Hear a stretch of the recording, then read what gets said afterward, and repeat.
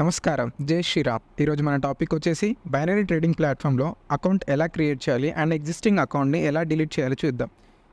Cortex ప్లాట్ఫామ్లో మనం account ఎలా క్రియేట్ చేయాలి, డిలీట్ చేయాలి దాని గురించి చూద్దాం. ఎగ్జిస్టింగ్ అకౌంట్ని ఓపెన్ చేశాక అకౌంట్స్లోకి వెళ్ళి డిలీట్ అకౌంట్ క్లిక్ చేశాక మన మెయిల్కి ఒక వెరిఫికేషన్ లింక్ వస్తుంది.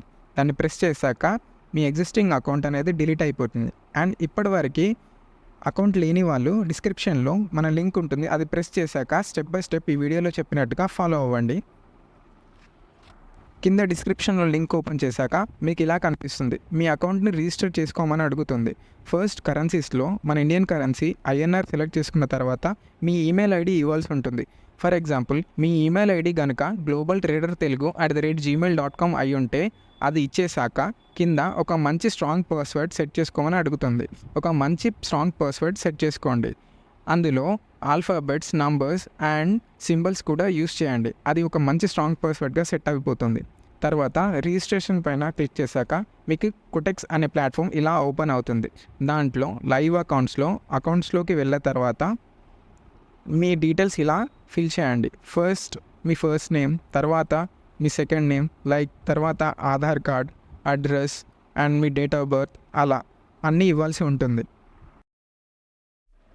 సో ఇక్కడ మీ డీటెయిల్స్ ప్రాపర్గా ఫిల్ చేయండి. మీ ఫస్ట్ నేమ్ కానీ, లాస్ట్ నేమ్ కానీ, డేట్ ఆఫ్ బర్త్ కానీ, ఆధార్ కార్డ్, మీ ఇంటి అడ్రస్ 1-2 సార్లు చెక్ చేసుకొని ప్రాపర్గా ఫిల్ చేయండి.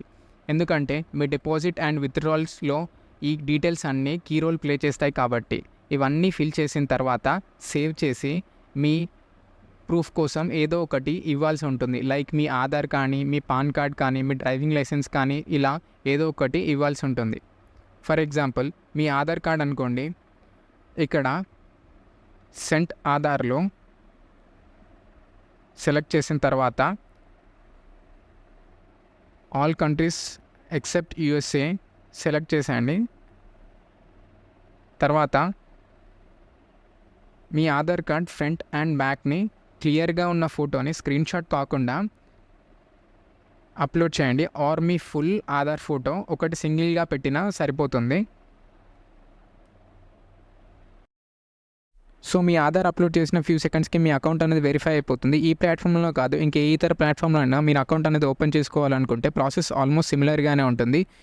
సో ఇది ఇవాల్టి వీడియో. నెక్స్ట్ వీడియోలో మళ్ళీ కలుద్దాం. అంతవరకు మా వీడియోస్ని లైక్ చేయండి, ఛానల్ని సబ్స్క్రైబ్ చేయండి. జై హింద్.